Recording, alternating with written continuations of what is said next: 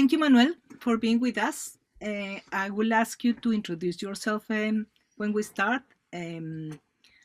We have known Manuel for a long time. Manuel was a former PhD student of mine, and he will tell the story. But we're very happy to see the way that he has progressed his thinking, and I'm very happy to have him with us here in the Metaphorum webinar series, launching his new book. As we can see, lots of excitement and interest with your topic and your book. So very welcome, Manuel. And so please start the webinar, okay?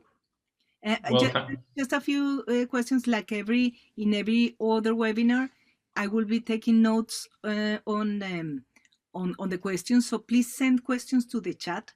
And what I will do when we finish is to ask Manuel the questions in the order that we receive the questions. If we take longer than an hour, people are welcome to stay for a little bit longer. We will be here, and so anyway, that's the way we are. So Manuel, please start. Thank you very much, Angela. Well, we are all friends with Angela and John. And as she mentioned, I was a PhD student of her and Gerald Mitchley. And I got to know the VSM, and it was a pleasure to carry out an intervention that we did in Spain with Angela and John. And basically, I got into cybernetics thanks to the VSM, and I progressed into it, though I left it for a while. And last year and a half, or maybe 2 years ago, I started seeing that there's a potential unification. And that's when I discovered this fascinating journey that Ashby had done and had gone unnoticed by a lot of people, mainly because it had been in his journal, and I think it needs to be given the credit that it has. So that's what I aim to do in this presentation. So are we ready? Shall I mention briefly how this connects to the book, my first book that Angela was mentioning? Basically, I was working on my PhD on the foundation of system sciences when I realized that a lot of it depended on developing a new world hypothesis.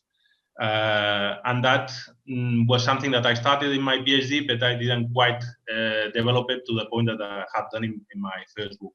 This journey started with quantum mechanics. I saw that the interpretational crisis in quantum mechanics was basically due to the collapse of the modern world hypothesis that was born with Descartes, and that there was something missing and could account for this uncertainty that we have now on how to combine the macro with the micro world, and all these new theories that we hear every day about the strings and the superstrings, and all this trying to get gravitation to be compatible with the quantum world, which is something quite impossible, mathematically speaking.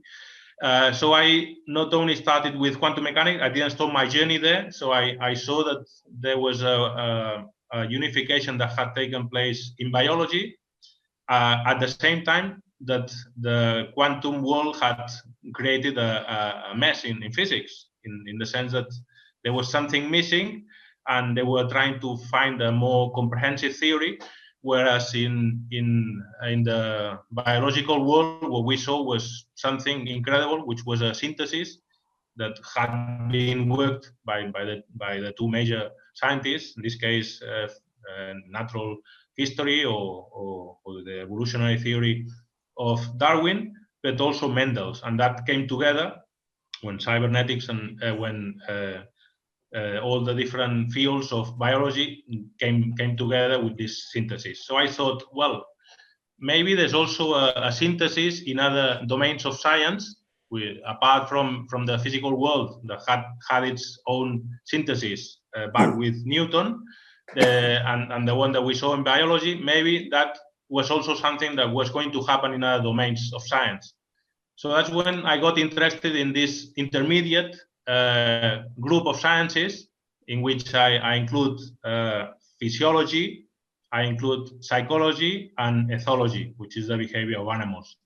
And I saw that there were some resemblances with what they were trying to figure out, and that there was maybe a general theory behind this new domain, as I saw it at the time. And I eventually came to the conclusion that that had already happened, and it was Ashby unknown theory, which can only be found in this journal that I mentioned. And that led credit to this idea that there's like a new world hypothesis suggesting itself not only in quantum mechanics, but also in Ashby's cybernetics. And that's mainly due because the constitution, the intrinsic constitution of the universe varies or is heterogeneous to the point that we can't really understand the cybernetic world with the laws of biology, at least not completely. There's something we're missing, and there's some theory that's lacking, and that's because the cybernetic world somehow has an heterogeneity in terms of space and time, which is not matched neither by the physical nor the biological world. That doesn't mean that those sciences don't have laws that also apply to the cybernetic world, but there's some theory that's missing there, and the good thing is that Darwin's theory explains a lot, but there's some things that need to be explained with another theory, and I believe that Ashby cybernetic is providing the theory. So this is how it all relates with the neo-cybernetic synthesis, and how basically I see that the ingredients of a new world hypothesis are already behind that theory that Ashby is working through, and that theory is something that it didn't come in one day, and it came out of a series of volumes he worked on, which we could consider his intellectual development, and I guess that was the fountain or the quarry from which he then developed all the books that he published in Life and journals. I won't look at the whole 25 volumes because it's impossible, but I just want to say that there's a part of it which starts with a fresh start, as it appears in the fourth volume, when he basically crosses out a lot that he had done before, and he realizes that basically the first few 3 volumes, there weren't really any relevant things that he could build on, okay?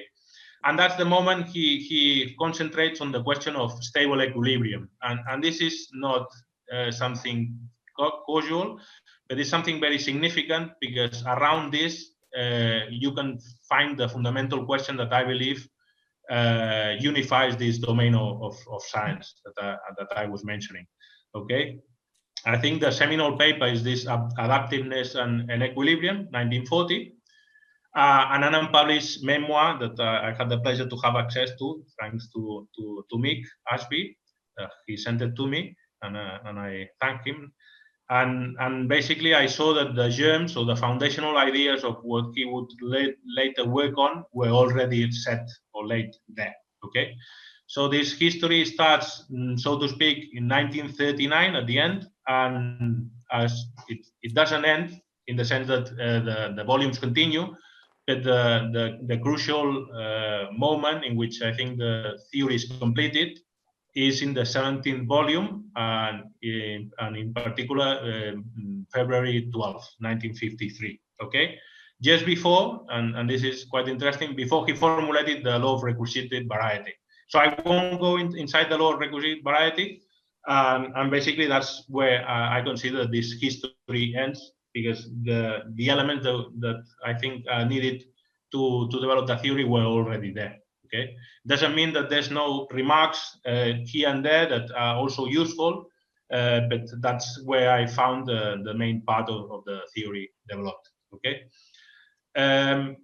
what was the fundamental question that I was mentioning? Well, basically, there's something that is always implicit, and I would say that it's taken for granted that cybernetic systems, I will then define what's a cybernetic system, are able to maintain a stable equilibrium. So if you look at the animal world, it seems to be in equilibrium with its environment, and that's something that we take for granted, but that's actually the question that this domain should answer. So if we aim to find the unification of these three sciences that I mentioned, physiology or neurophysiology, ethology and psychology, there's that crucial question that they all share, because they agree that there's some kind of equilibrium between the organism and the environment, but somehow it's taken so granted that it's not obvious that it's the fundamental question of the whole domain, okay?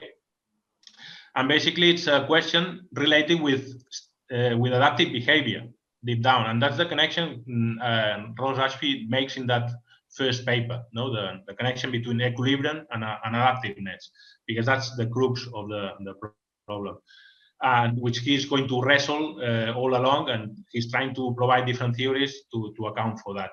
Okay, so basically a cybernetic system, and he's clear that from the very beginning, at least the way he understands the system, he doesn't have the word cybernetic because somehow he didn't get into contact until later with what was going on in the cybernetic community. But he understood that you couldn't really separate the organism from the environment. And that's something very, very fundamental. And that's basically the system for him.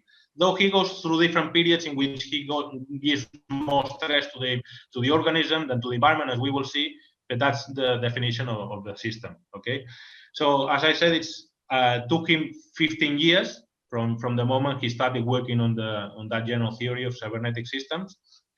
And maybe he wasn't even aware that he had made a major discovery, because when he recalled, or he was remembering what was the main thing that he had discovered, it was not exactly what I think was his main contribution. So I don't know whether he would agree with me that this is his main contribution, but I'm going to try and prove my point. Okay, so even though the theory building started in 1939, as I mentioned, and that's when we can say that the history of Neo-Cybernetics started, there were some assumptions that he had already placed, and that would be fundamental in developing the theory. And one of them is basically that he saw that there's this organism environment, it's a cycle, so you can't really separate one from the other. And he noticed that if you assume that they go together, you're going to try and you will see lots of things that try to enable to simplify the problem even more, to tackle it. Okay, so basically he saw that there's an environment, central nervous system that he has associated with the organism, and basically this is a cycle. This is what we understand by the feedback cycle. Okay, so but he went further than that. He made it axiomatic. It's like I have to assume this if I want to understand the problem of stable equilibrium. So I have to assume that there's an organism and the environment and they are working together. Okay, so that stable equilibrium is something we take for granted, and it's due because there's this organism environment which somehow are perpetual or maintaining an equilibrium. How did he parameterize, or how did he get these two ideas together, the organism and the environment? Basically, he used two concepts, variables and parameters. And basically, variables, he took it to mean that part of the cycle that we would consider the organism, whereas parameters are more fixed, and it's something that comes from outside, okay, and triggers changes. And he understood that this somehow would help him, mathematically speaking, to try to come up with a theory. And that's what we can see the use of those two concepts in design, okay? I will say that that first duality that we see there in the previous slide is basically one of the two dualities that we find in the cybernetic world, which are intrinsic, and we don't find neither in the biological, neither in the physical world. This is an important idea. So basically, the central periphery, which we see in that diagram, and it's basically the organism with this environment, is something that we don't find in biology. In biology, the environment is something exogenous, so it's not part of the system. It's affecting the organism, and it creates pressure, and that's when the theory of natural selection explains the response to that environment. But it's something that it's not a functional relationship as such, which is what we see in the cybernetic world. In addition, there's also a different concept of time. It's not the time as past in the sense of what we see in the biological world is to do with the history of that species and how it's evolved over time. No, in the case of cybernetics, what we see is the most important is what happens at the last moment. So which is the last success which builds and it's going to help the organism anticipate future challenges or future situations based on the moment that it has already incorporated in itself. Okay, and so that's a bit different from seeing time as something from the past. And in here, and that's why I say past present, because it's basically the last success is determined the next time that you're going to have to behave, you're going to do it according to the last successful trial, so to speak. And this is very clearly, in 1940, he already realizes that learning is about that. It's about finding reactions that somehow are useful and make the organism better adapted to its environment. So all these two dualities, so to speak, are already implicit, and he explicitly states it, but most of the time they are already there and are necessary in order to develop the theory of adaptive behavior. Okay, and this is what I was saying before about the heterogeneity of the universe. In the cybernetic world, we see these two dualities, one in terms of space and the other in terms of time, that we also in the other realms. So both in the biological world, there's also a different dimension of space and time, and also in the physical world. I won't go into this. This is one of the chapters in the book, and this is only an annex. But I think it proves quite well the point that the heterogeneity of the cybernetic world is different from the biological world in this precise sense. Okay, so if there's going to be a theory of this world, unless it takes into account this different dimension of space and time, it won't succeed. And I think that this is one of the successes of Ashby.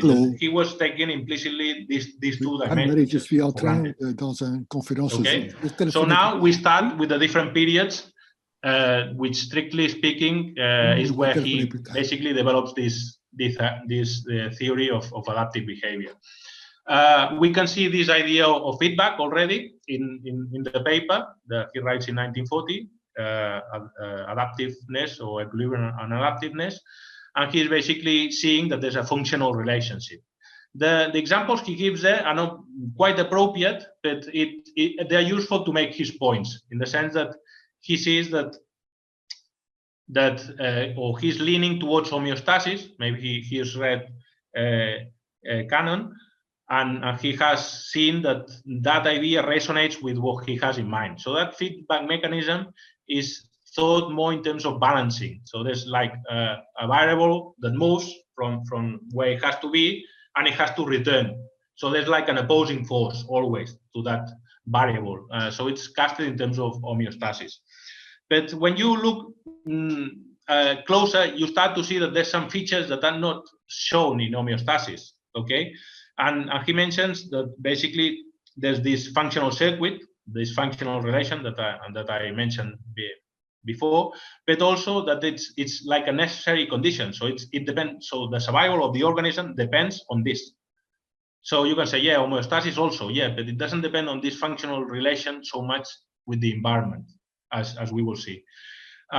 So here he's basically conflating the two things together, homeostasis and stable equilibrium. Okay, this is something very important, because unless he manages to disentangle them, which he does, maybe he's not aware, but he does at the end, he is trying to develop a theory which tries to get the two together. And that's very, very, very complicated, because basically he's trying to merge two things that don't merge very well. Because one is about maintaining equilibrium or internal stability, so getting some variables within a certain range, and the other stuff is about changing behavior. So it's not about improving the optimization that you already have, so to speak. The other is basically changing.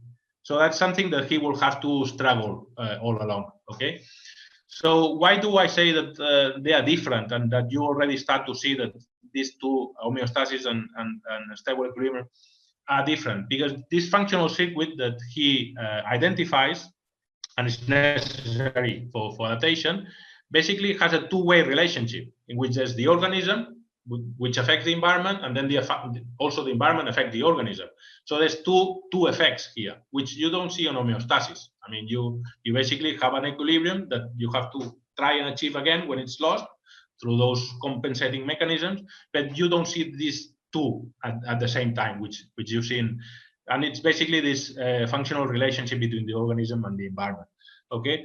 In addition, homeostasis is related to involuntary functions of the organism, basically the autonomic system, whereas the central or stable equilibrium is more related with the central nervous system. Okay, so the voluntary part of the two divisions of the nervous system, the voluntary part. Okay.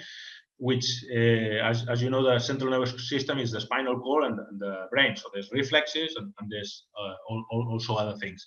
But he will be very much interested in the part related with the brain. So he will try not to look at reflexes at this point, and especially instinctive reflexes, but he will get that back later. So at this moment, he's very much interested in this variable behavior, this learning behavior. And that's why he devotes the origin of adaptation, this memoir unpublished, to trying to make sense of which is the neural apparatus or the neural mechanism that's required for this variable behavior.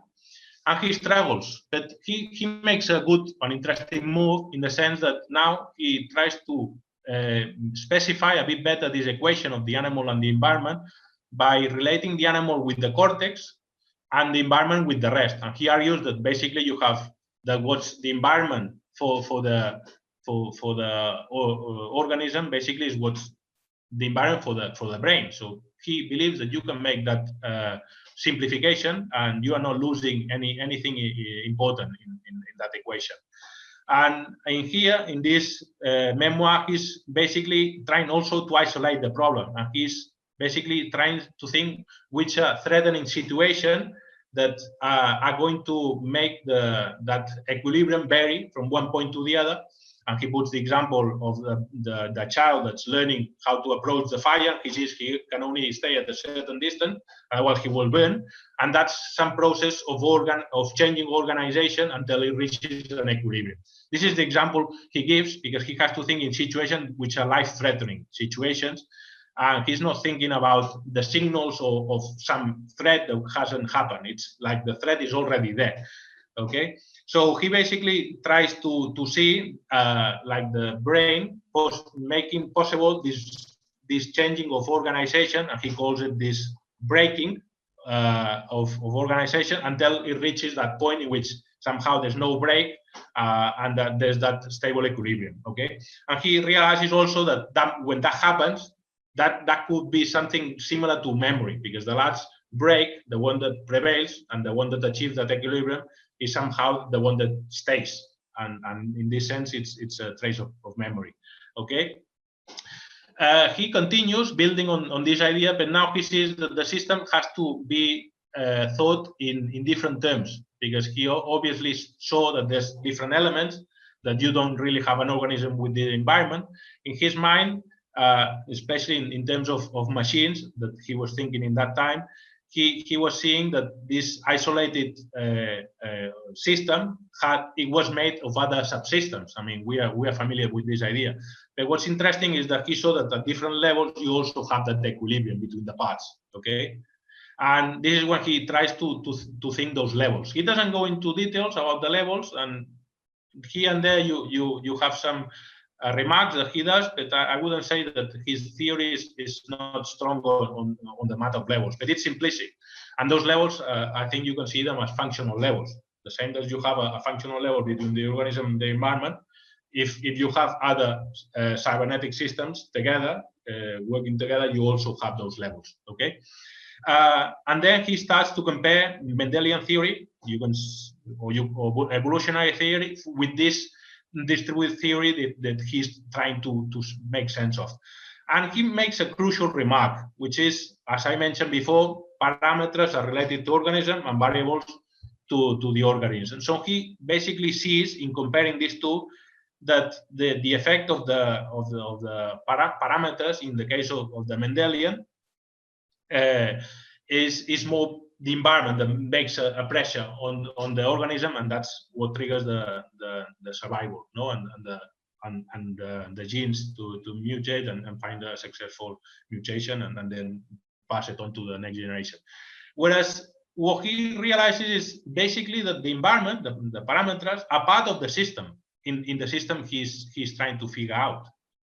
So that's a crucial remark, I think, that I mentioned before, but I think it's important because this functional relationship between the organism and the environment only happens in the cybernetic world. Okay. In turn, he starts to see that there's here two different types of adaptation. Of course, there's the inborn fixed, as I mentioned, the reflexes, which is explained by natural selection. But what he starts to think of neuronic adaptations, with the ones that are enabled by the brain. And these are not during the life of the species, but during the life of the organism. This is important. So they are accumulated not in the species, they are accumulated throughout the life of the organism. So there are different types of adaptations, and he will try to figure out whether they are compatible and one is parallel to the other, they are corresponding to each other. He has problems disentangle those two adaptations, but basically he sees that they are different, and he sees that the gene pattern, no, doesn't really explain that other adaptation. So there's something they're missing.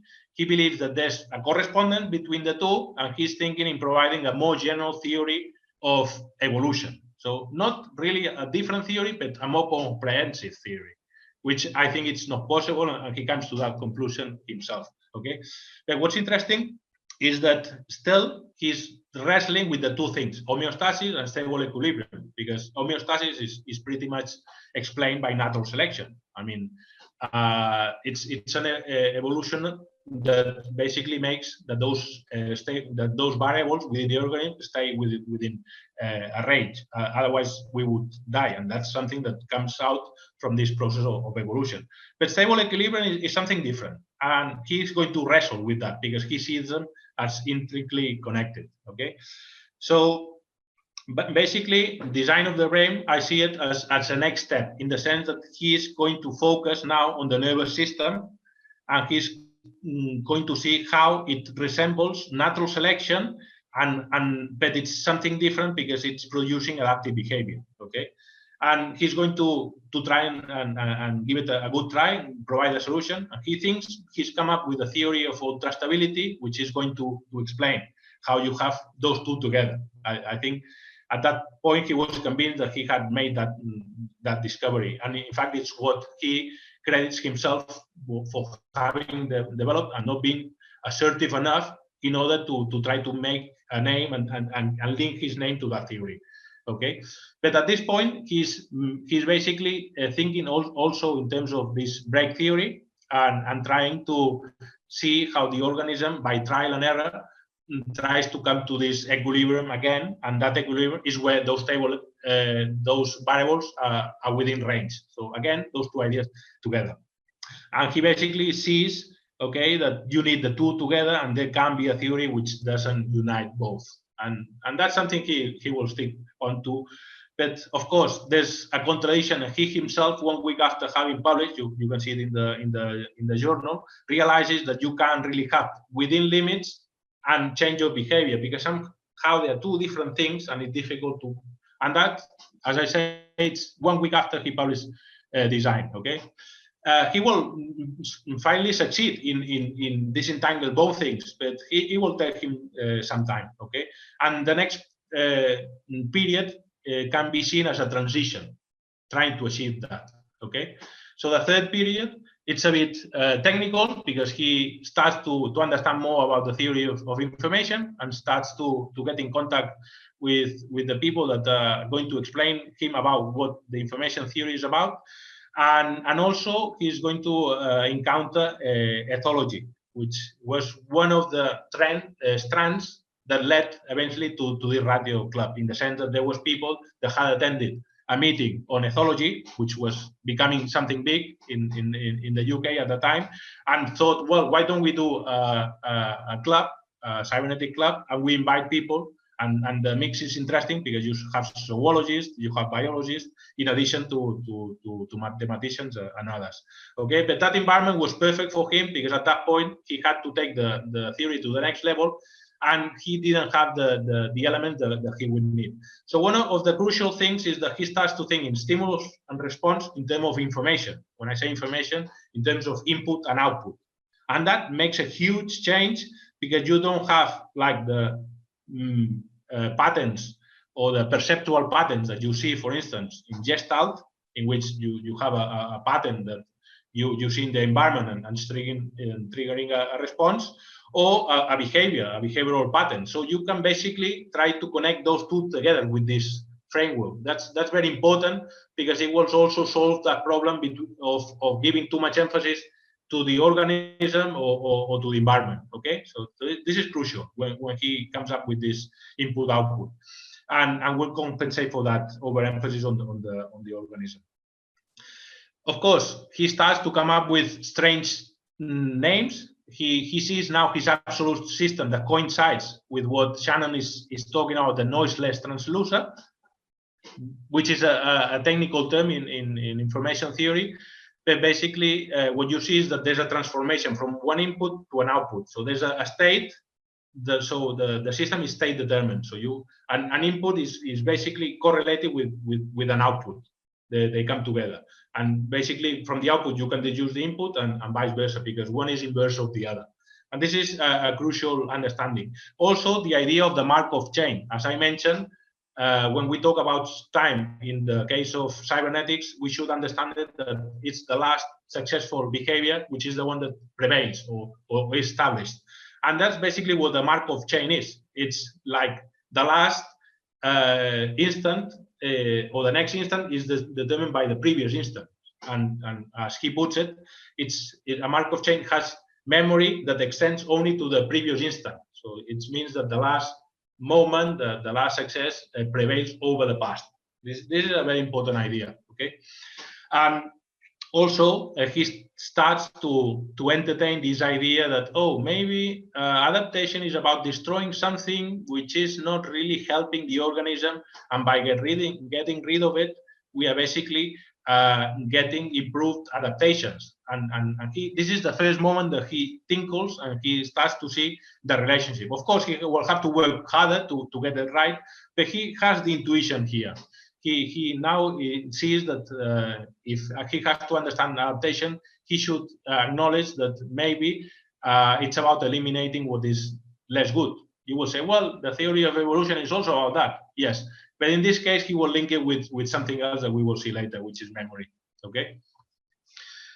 In the case of the puzzle which he starts to realize is that if he understands the absolute system as a noiseless transducer, well, he understood that transformation between input and output is something that's automatic, and somehow there's no new information.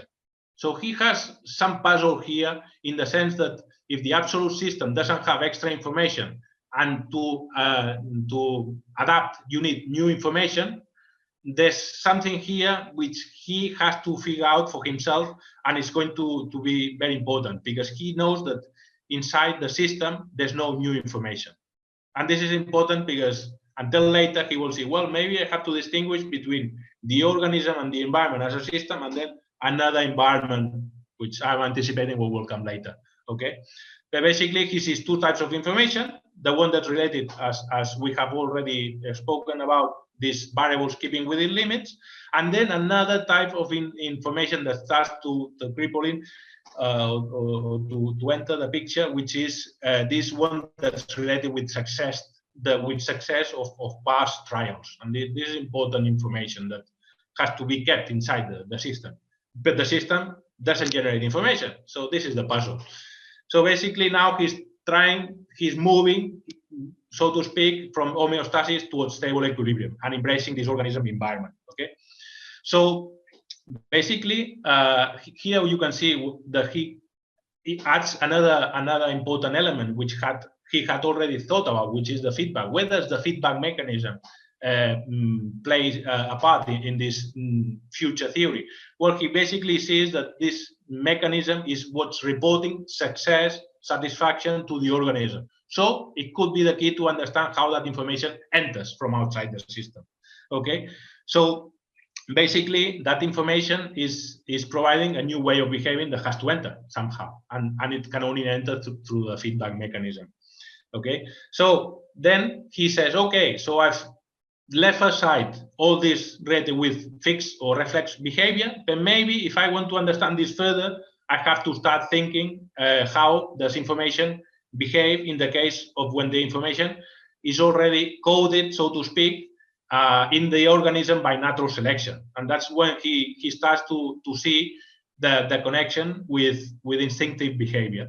And he starts reading about ethology and about the study of instinct of Tinbergen, which was published in 1951. He gets hold of it and he starts to see, oh, but I have the same functional relationship between the organism and the environment, which previously he had assumed, no, this only happens with variable behavior.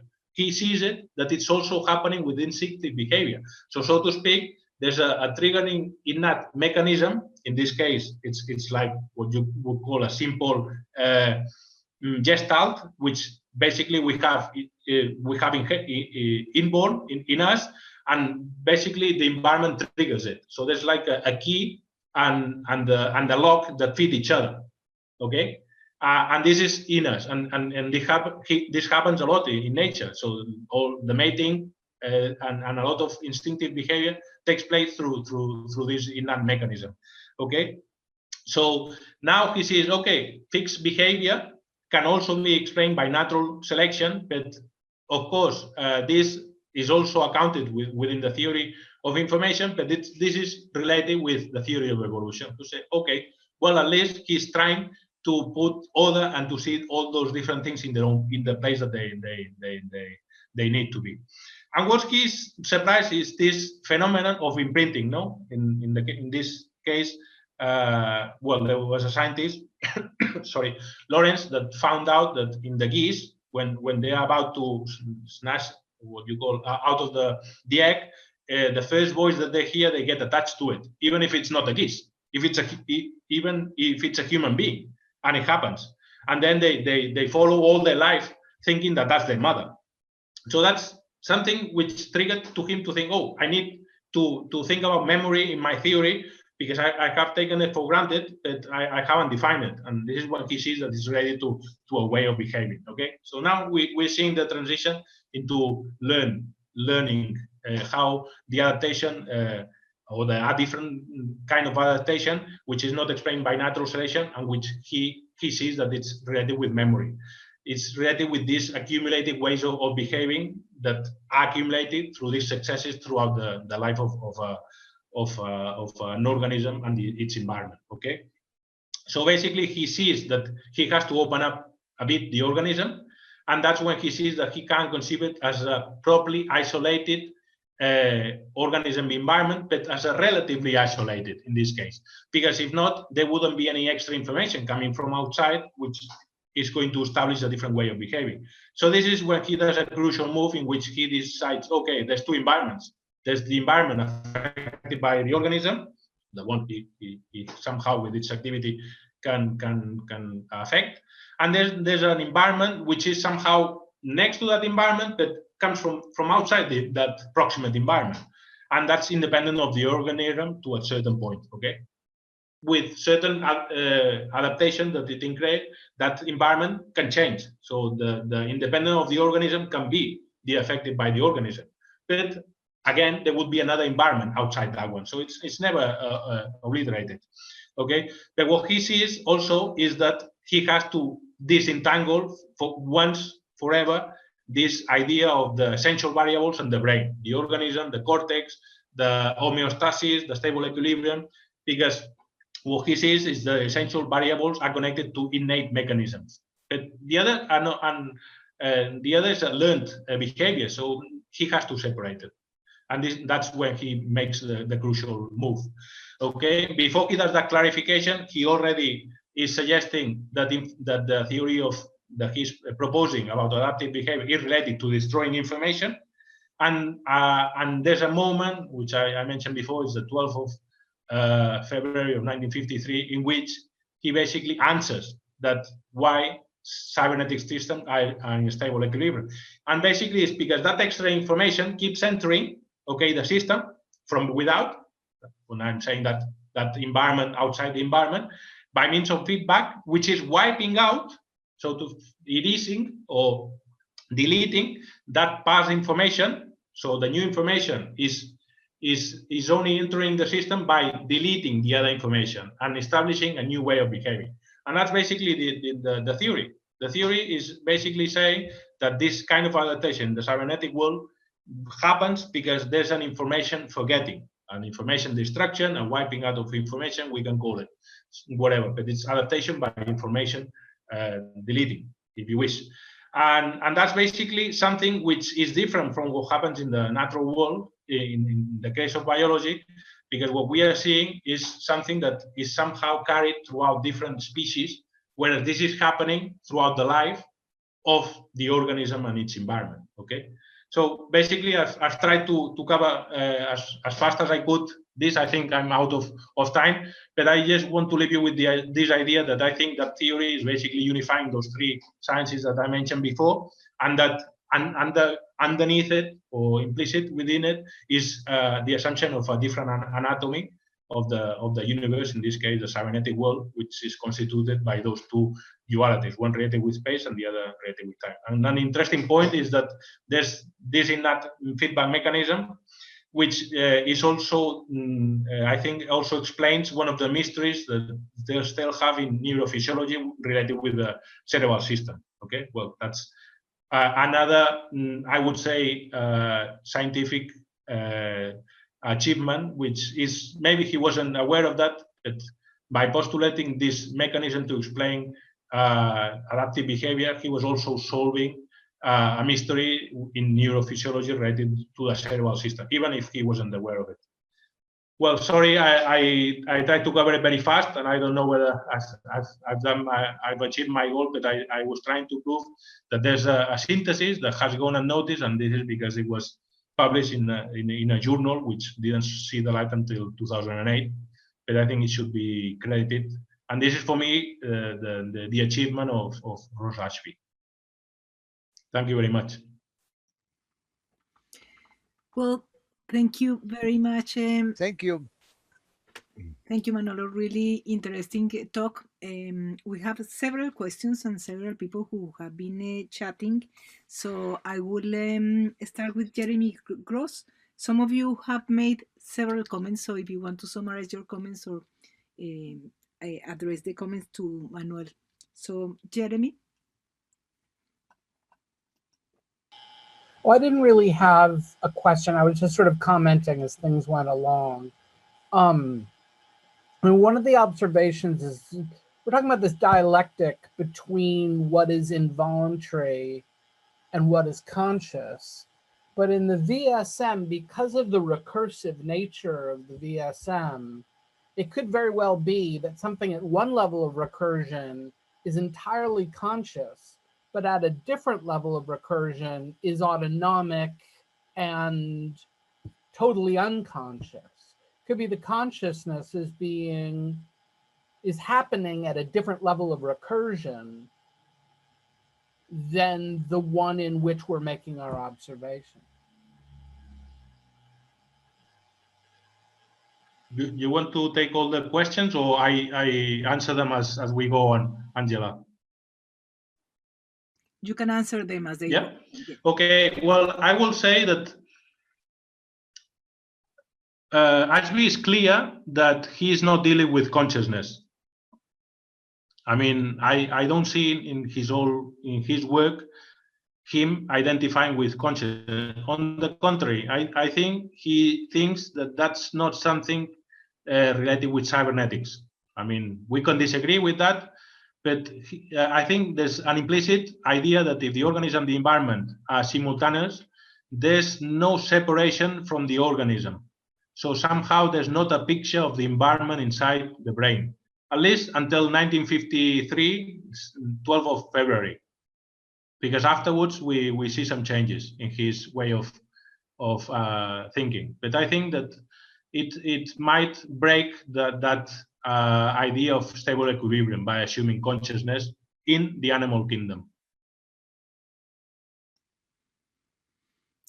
Thank you, Manuel. We have another comment from Marcus Morengo.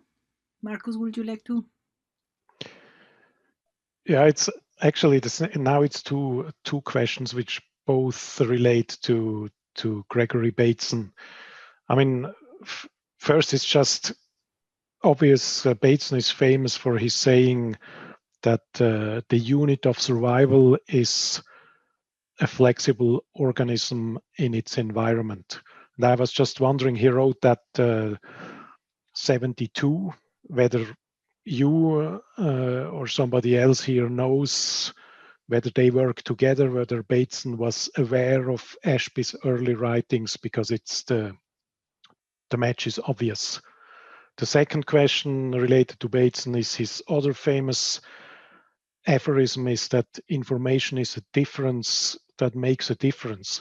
So what you said all in the end about the forgetting or the destruction of information, I was wondering which difference was destroyed, whether the first difference or the second difference. Maybe you can elaborate on that, or whether this is a complete different theory that is behind. Okay, well, thank you very much for your question. In related to Bateson, I would say this idea of the flexibility of the organism in its environment, it's an idea that you see throughout, I would say, those three fields that I mentioned. In psychology, you see basically this organism and its environment in that framework of the stimulus and response. So basically, you can't get rid of the environment. It's, in fact, sometimes it's given too much credit, especially in behavioralism, to the point of being deterministic of the behavior of the organism. But also, I mean, if you take physiology, if you take not only Cannon, but also Pavlov especially, or if you take Sechenov, I mean, the environment there is pretty important, and you can't disentangle it from the organism. So I would say, and of course, in the case of the innate releasing mechanisms, in the case of ethology, it's clear that that's triggering the response, and also the motivation from the other side to find or to satisfy the motivation through the environment. So I would say all those three fields assume that what I say central, periphery, and there's been a lot of debates because somehow the ethologists have given too much credit on the organism way towards the environment, whereas in psychology you see the opposite. No, it's like the environment coming in the organism. So I would say that I don't know whether it's based on idea or it was already there and people were trying to figure out, well, okay, so there's this stable equilibrium, so how do we explain it? So it happens, it's there, but we need to provide a scientific theory for it. And as regards the second question about the information that makes a difference, I would say that here Ashby is very interesting in the sense that he distinguishes between adaptation and habituation. And he will see that in the case of habituation, you can be exposed to a very routine, very monotonous environment. So you get, and that information that's somehow wiping out all the other information that was useful for you to adapt. So there's information that makes a difference there, because that information is deleting that other information. So you basically then you go to a normally recurring environment and you fail because you somehow have been exposed to that monotonous input or disturbance, which doesn't become a disturbance, but only a liability in the long run. And whereas he sees that as being the opposite as adaptation, because in the adaptation is fresh information, constant information, renewing that stock of information, so to speak, instead of depleting it. So I don't know whether I answered your question, but I think it was connected to that point. Yeah, absolutely. Thanks a lot. I think it's an interesting point to maybe have to think more on it. Thank you. Manolo. There were a few interesting comments in the chat, by the way, on the first question. Thanks for those who answered. Thank you. Manolo, I did enjoy very much your exposition. You, as I understand, you have been aware of Stafford's work, and in your doctoral thesis, you were working along the ideas of viable systems and all the rest. So clearly, Stafford puts a lot of emphasis in the sensory-motor correlation, and that is part of his very strong view of the relationship between the organization and the environment. The next thing that came to my mind is that this distinction that you have made between two different environments is extremely interesting for me. On the one hand, you have the environment, which is the strong connection between the environment and the organization. On the other hand, you have the relationship between the organization and its meta-system that is not immediately defining variables for a response, but it is providing a context for the organization. Have you made that distinction in your own recognition and the views of the two environments? Thank you for your question. I have to say, in terms of this idea of the equilibrium between the environment and the organism, in fact, I saw it in the VSM. I think the first time that I was aware, and I think that's the influence of Ashby, and you can in a way see it in the law of recursive variety, because that's what you want to achieve, even though it's already assumed, it's axiomatic. But then anyway, it's something that I got from the VSM. When you look at the environment, the system 1, 2, 3, and 4, and all this somehow loop that's basically trying to achieve the complexity from outside matches the complexity from inside matches the one from outside, and vice versa. So I think that that idea is in the VSM. In terms of the environment, I'm not so sure whether there's, because when I think in terms of the VSM, I see that uncertain environment, that future environment, and then the environment which the system was in. But I don't know to some point whether it's conceived with as to the environments or as an environment that's coming. So it's anticipating an environment, which is also what basically the cybernetic system is doing. It's basically learning from the past and anticipating the future. So I don't see those two environments in the VSM, and I think that's very, very important for organizations. Saying that, I don't want to say that the VSM is not sound. I'm just saying that I don't see the parallelism there. But still, I think the point I was making is clearly you are seeing very, very well the connection between the organization and its environment. So that's the sensory motor correlation. However, all the organizations we are dealing with are happening within frameworks which are moving constantly, which are changing, but not necessarily are impinging on individual specific organizations. And that is what I consider could be, and I was asking you more than making a statement, I was asking you whether that kind of variation of environment, which is beyond the connection between the organization and its environment, is one that is providing this second order environment. Yes. Yes, no, you are right. When I see the quantum world, I try to separate it from VSM and as I understand the cybernetic world. But as I see it, is a recurring world. So what the organism basically does is to learn ways of behavior to that recurring world, and that's why it anticipates what's coming. So sometimes it looks like it's looking into the future, to that environment, but basically it's learned that, and it's basically matched to that recurring environment.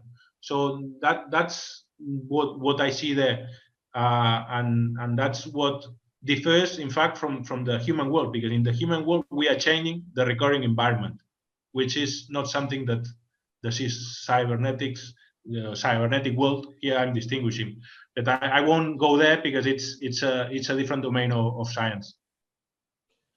Angela, can I make a point directly relevant to that? And it comes from systems theory that, in a sense, von Bertalanffy only looked at the relationships between the organism and its environment. And that was discussed in, he took the organization, if you call the organization L1 and the environment L2, he looked at L1, L2 relationships and L2, L1 relationships. Previously, closed systems approaches had just looked at relationships with L1 factors. And the people in systems theory who came up with the notion of looking at interrelationships within the environment, whether they impacted the system or not, were Emery and Trist with the notion of the causal texture of organizational environments. And those were L2 relationships in the environment of the organization itself, but not necessarily impinging upon the organization. So you get exactly the same discussion going on in systems thinking there. The causal texture of organizational environments came out, if I remember well, in '63. So it may be that Ashby anticipated that thinking of Emery and Trist. Well, thank you, Raul and Mike. I will continue with the other people that have made comments. Yeah. So I will invite Paul Pangaro. You did have a question. Would you like to contribute? I appreciate the opportunity. Hello, everyone. I'm happy to see some old friends. This is a little bit tangential to my interests, and so I made just a few comments which echoed for me from Manel's wonderful talk. A side question I had that I didn't say was these two environments, of course, are observer statements. And my question would be, does the organism know the difference between the environment that it has access to change and the environment that it does not? And does that matter, do you think, in Ashby's framework? Well, I would say when you enter with the observer, you're basically assuming consciousness, okay? Whereas I think in the animal world, you don't have that, as we understand consciousness. So I would say in that specific context in which I'm discussing, the difference between the inner and the outer, or what I'm saying about what I'm doing, or anything that is self-referential is absent from the cybernetic world as I understand it. I'm not talking about the human world. I'm going to make a comment just in relation to Paul and Manolo's point, because I've always been very surprised by the way that Ashby, from the beginning, explained variety in terms of the observer. So I think that this is something that he does say very clearly, that variety is that the variety depends on the perception of the observer. So I don't think that we can understand Ashby without understanding the perception of the observer. So that's at least the way that I've always understood it. Okay, may I have a question? Yes. Okay, good. Thank you very much for a very interesting presentation. I'm just for a message. Sorry, I joined 2 minutes later. My point is that we have to think about the linguistics, about semantics. It was an interesting story, this presented in the language from 70, 60 years from now.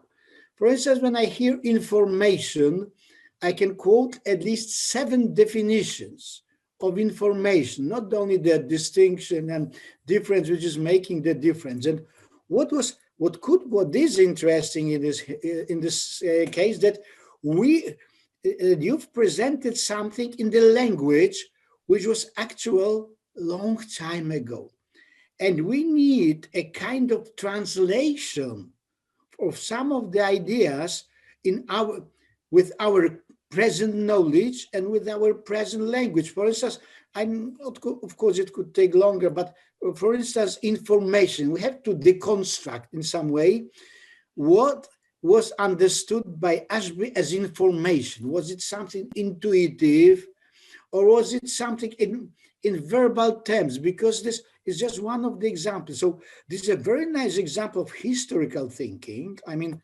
about the history of knowledge, history of meanings, archaeology of meanings. But with our present knowledge, we will have to translate it into what Ashby thought using his concepts, using his language. This, for me, is a problem when studying, let's say, more advanced problems of contemporary systems thinking. So it's just a brief comment, and maybe an inspiration for an answer. Okay, I will say that information in the case of Ashby, I want to distinguish Ashby from 1939 until 12th of February of 1953, okay?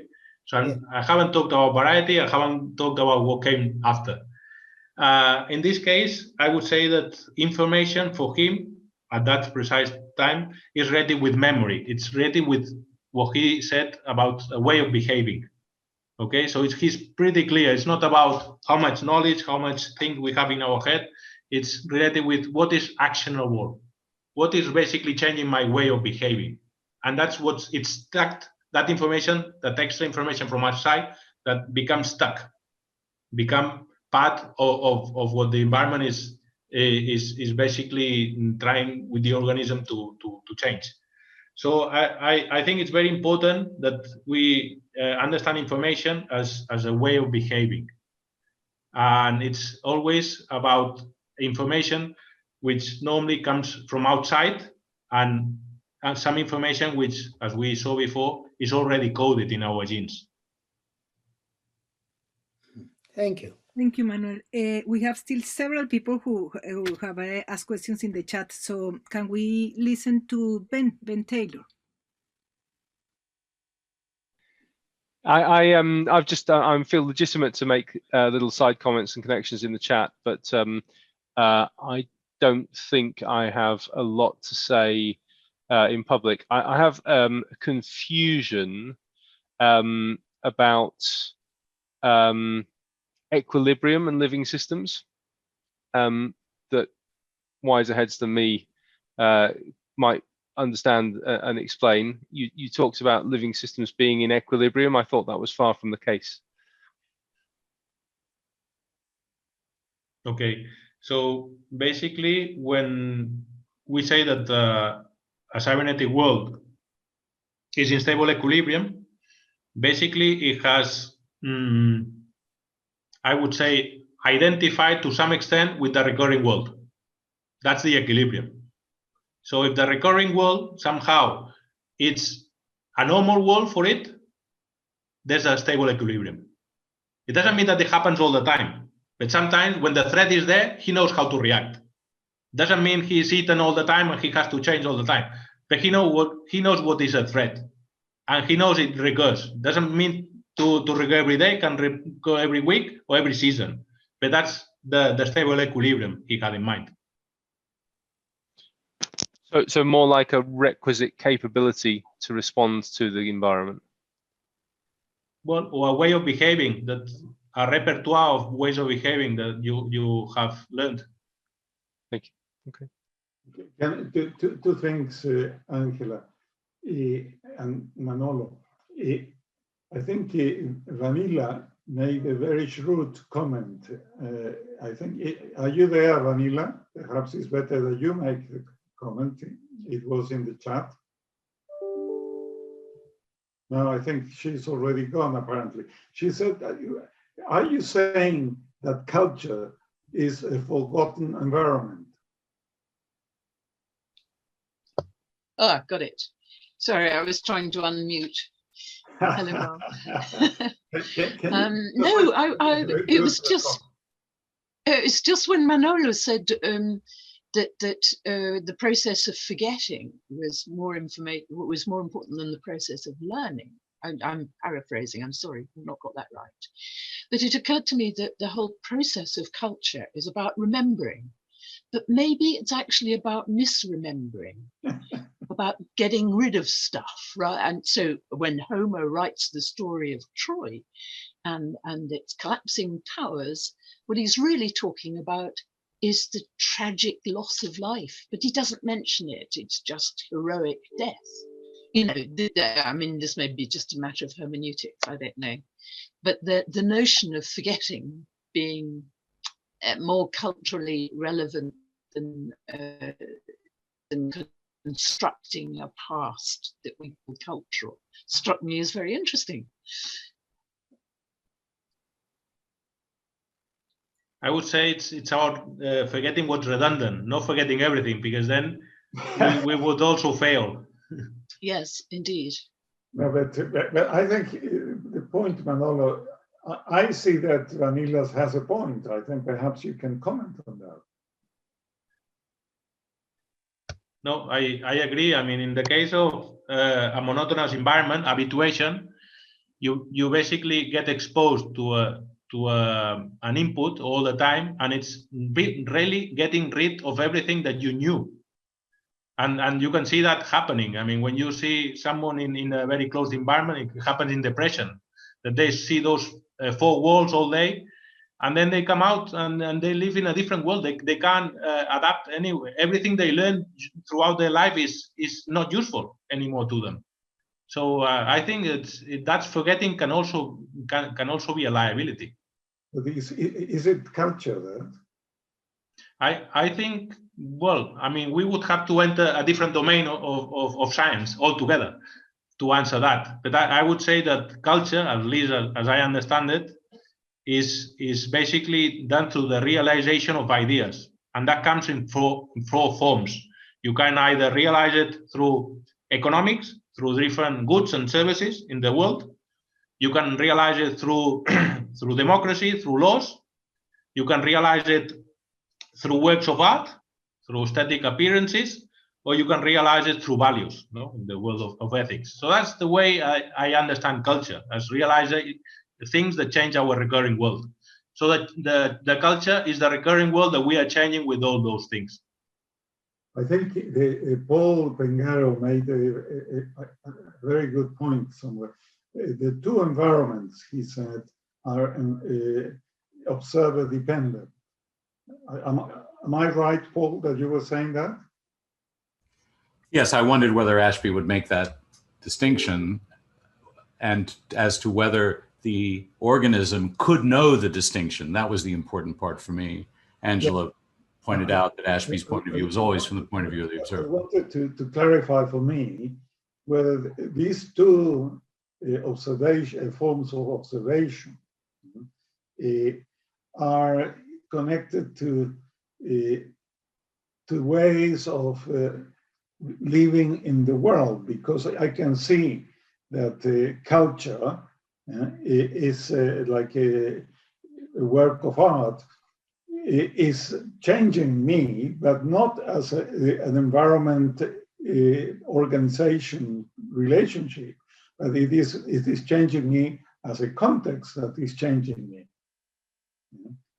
So in a way, the observation is coming from not my shall we say, stable interaction with environment, but is being, as my observation is related to giving meanings to the world in which I am operating. Do you agree with that? So clearly, this distinction between the two environments, Manolo, I feel very, very strongly, is a very powerful thing. Yeah, well, I don't have much to say about language. I mean, I'm very anti-language in the sense that I always think that language comes after, when all the work has been done, when you've already thought it out and you have to express it. And I think in the case of Ashby, you can see that he's figuring out all this, and then he said, oh, I need a definition of memory. Oh, I need a definition of... but he never starts with a definition. He just carries out his thinking process, and then at the end he says, well, I have to call it something. Maybe I should specify it. And in my experience, it always comes after.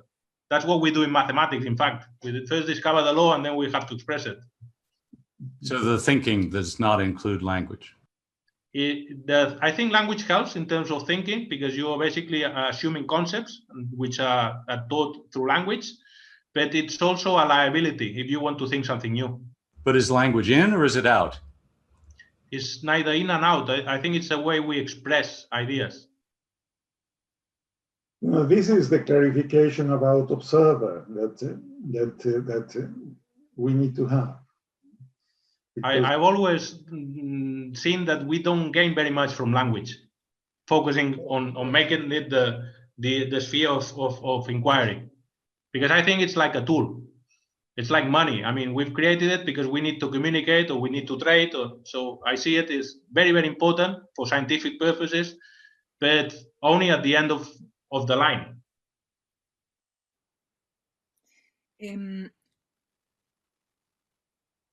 I would like to invite, well, I don't want to interrupt this discussion. We can come back to the discussion because it's really central, and I'm also very passionate about the discussion, but I would then like to leave a few people that haven't been able to participate. Ivo has made several comments. Ivo, would you like to participate?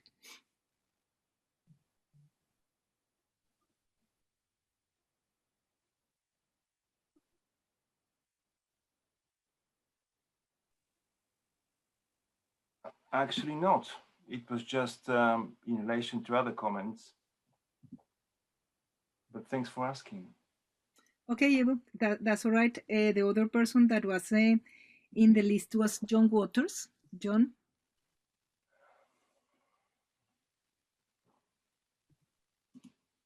Sorry, I didn't actually have anything to say. I was just scribbling notes in my file.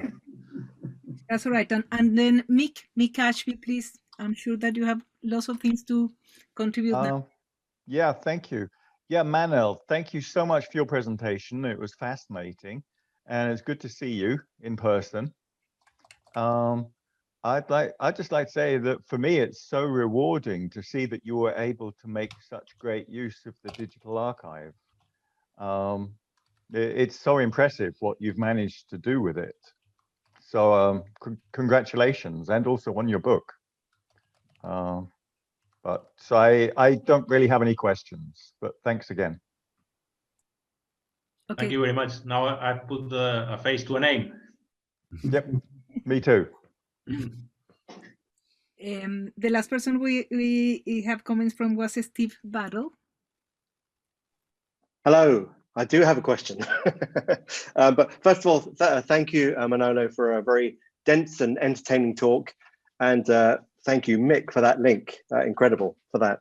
I look forward to reading that. But my question is, so Ashby has a kind of very holistic worldview of the organism paired with the environment.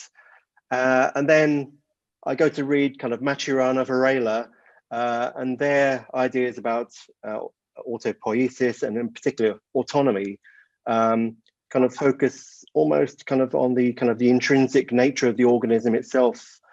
You know, it can be perturbed by the environment, but its autonomy kind of comes, is endogenous. So I have to do a kind of mental backflip to switch between these two views. But how do you square that circle? Are they compatible or just different perspectives?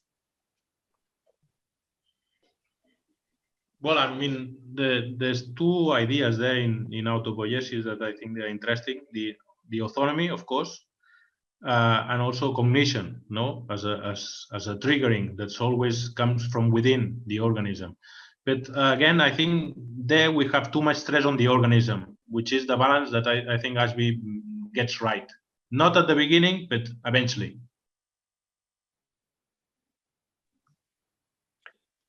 Oh, so that's a short answer. Do you think? I would say that what behaves is the organism and the environment. Whereas in the case of autopoiesis, it's basically the living understood as the organism alone. And that's the autonomy. The autonomy is like, I'm triggered by the environment, but I do the choice. What triggers me. So do you think we need to do extra work on autopoiesis and autonomy to make it more compatible with Ashby's theory? I think that Ashby does something that he's not really concerned about autonomy. I mean, it's not the question. He's interested in adaptation. So he's, of course, knows that there's certain environments which are not gratifying, but the organism managed to survive. And he may, from outside point of view, I mean, you can think about the experiments of Pavlov. You can't say that those animals are autonomous, because somehow they are given those stimulus and they are trying to be conditioned. But nevertheless, it's the organism there that somehow is, I would say, trying to get the environment inside it. And that's how he gets the self-determination, when the environment is not separate from itself. Whereas we see that in the case of autopoiesis, because somehow it's excluding an environment which is like not defining it. I don't know whether I made I clarified a bit more or made it even more complicated. I don't know. Thanks for the answer anyway. That's great. We have John Waters now wants to comment. Yes, sorry. I think the issue of language is really important. It really is a bit of a dangerous Heraclitean river, even if it is slowing at the rate of a trickle. And because of the difficulty the human mind has in actually unlearning things, it is very difficult to forget, to actually get out of cul-de-sacs if you wander down the wrong path. I think, and very often language is so limited. I don't think we have the requisite variety to cope with it all the time, particularly when we have the complexity of dealing with what's going on inside other minds. So I think we have to experiment with all kinds of ways of structuring our knowledge before it's safe then to attempt to go through the exercise of finding the right way to use language to get what in our own heads into the heads of others. And it is very dangerous, because that in itself is such an intense and difficult exercise to make what you mean clear to others in a way which won't get distorted and lost. I think in most cases it's actually futile, but at least if it's chopped down, if the problem is chopped down a lot, it can be done. But I mean, I do agree with Manolo in this case. Okay, well, I couldn't agree anymore. I think, in fact, I would say that Ross Ashby is that example of someone trying to have a mathematical approach to everything and say, okay, I need to try to figure out, to analyze this quite well and don't let the terminology blind me. So I need to see things for myself, and then I will struggle with the language. And it was a problem because he was somehow a trailblazer in the sense that he was trying to put forward something new, and he had the language that he had been reading, and he was very, very concerned about that. And he normally comes back and says, well, this definition is not quite what I was looking for, and then he crosses all this and continue. And I think that's the attitude. I mean, I remember myself writing the PhD and getting to something that I said, well, this is well explained, and then just breaking it all. And I think I've done that 100 times and I still do it. But sooner or later you get to a language which is comfortable for you, which seems to ring the bell, which resonates with what you are trying to explain. And that's what scientific discovery is about, I think. Getting the ideas and the language right, because otherwise it won't be able to be passed to anyone. I mean, of course, language is a means of having all this inherited knowledge for humanity. So we can't do without it, but we don't have to let it get in the way of thinking. Seems to be that several of us, and I include myself, are wanting to discuss your points of view about language. So I will give I would like Vanilla to comment, and then a few others that are sort of wondering about your position about language. Yes, I was just thinking that ambiguity offers opportunities for novel thinking. If we can't predict how people will understand us, and if we can't understand what they're telling us, provided that the mind is open, there's an opportunity for growth there, surely. It may be ungovernable and it may be unpredictable, but personally, I like those things. And I couldn't agree anymore. I think ambiguity is always there. Even when you try to be more precise, there's always a meaning that you are trying to convey which doesn't get there, but it's suggesting something else to someone because he's thinking in something different. But what is driving that ambiguity is the thinking process all the time. It's not the language. Yeah. I don't know, Paul, if you want to no, you are all right? Okay. And Czeslaw, would you like to make your comment? You need to unmute. Okay, good. Of course, I'm not going to repeat, but you know, we have to be more specific with defining. You know, the first there was the word, you know, and later then came the reality. So we have to be much careful in dealing with the language, especially in the modern society, which could be treated as a social construct, you know. So, but I think it is a topic for another presentation. So I'm only saying to Manolo that don't be so radical, saying that say you do and then you use the language, because you are missing. Let me be slightly ironical, because language is about thinking. That would mean that you do and you don't think, and then you start to think. Okay, thank you very much. That's a joke, you know. So that's it. Okay. No, I'm being a bit radical in the sense I'm trying to put my point across, but there's a lot of nuances, and I agree with you. Language is something that we have to think about, but always in the service of thought, I guess, or emotion or something, not in itself. Manolo, did you give a reference for your paper at the beginning? Excuse? Manolo, did you give a reference for the paper that you were talking about? Well, you have it. I was going to mention that. It's a good point.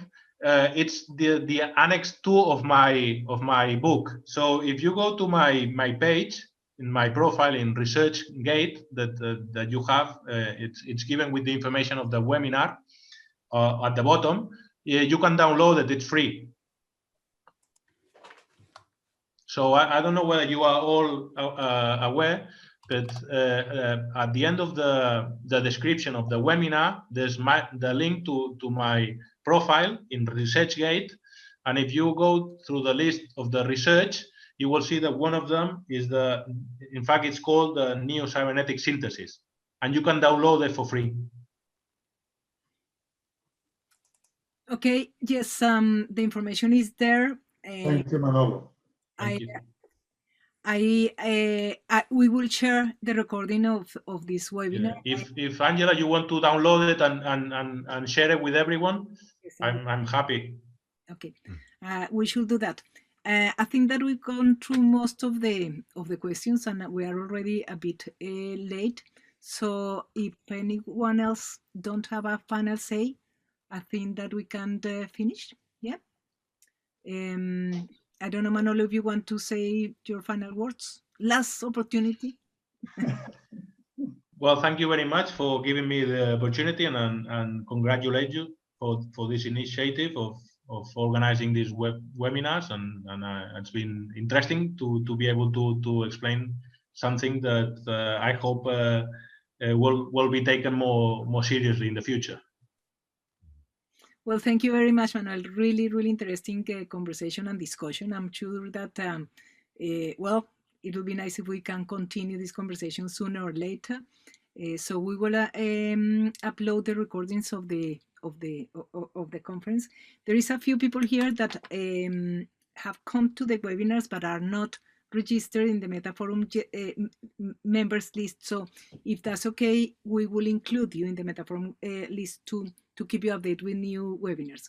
If any one of you don't want to be included, please let us know, okay? So anyway, thank you to all of you to be with us. It's been a really interesting webinar. The next one is on the 2nd of December, so it's next week, and it's with the Czeslaw. He will be talking to us about the complexity and ignorance. So looking forward to see your webinar next week, Czeslaw. And thank you, all of you, for being here. Okay, Thank you very much. Thank you. Enjoyed it very much. Thank you. Bye-bye. Bye-bye. Bye-bye. Bye-bye.